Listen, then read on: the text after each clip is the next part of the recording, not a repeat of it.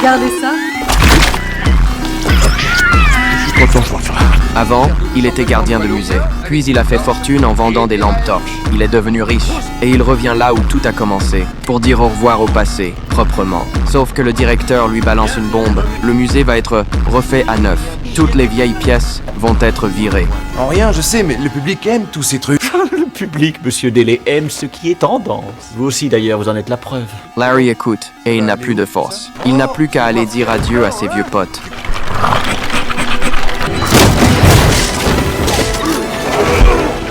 Larry promet qu'il va les aider, mais eux, ils n'y croient pas une seconde. Y a plus de honte, tu nous as balancé aux oubliettes. Ce qui est fait est fait. En pleine nuit, un bruit étrange résonne dans le musée. Larry file vers la réserve pour comprendre, et sans faire exprès, il touche une plaque. La seconde d'après, l'impossible se produit. Qui êtes-vous? Je suis Khamun-Ra.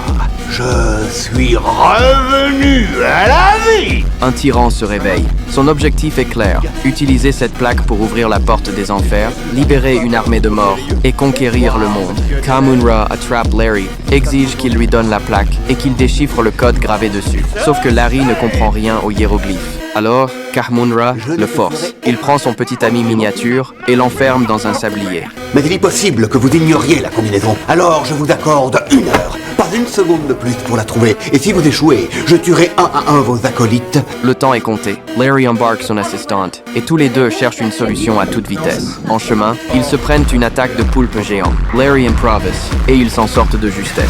Ils foncent encore et ils tombent enfin sur une statue antique. Là, ils réussissent à décoder le mot de passe. Tout semble enfin marcher, mais Khamun-Ra et ses hommes les rattrapent.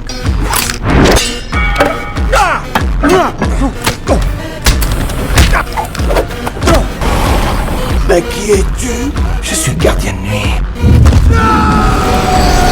À la dernière seconde, Larry renverse la situation. Il gagne, mais il ne souffle même pas. Parce qu'il le sait, il lui reste encore une chose à accomplir. Allez, viens!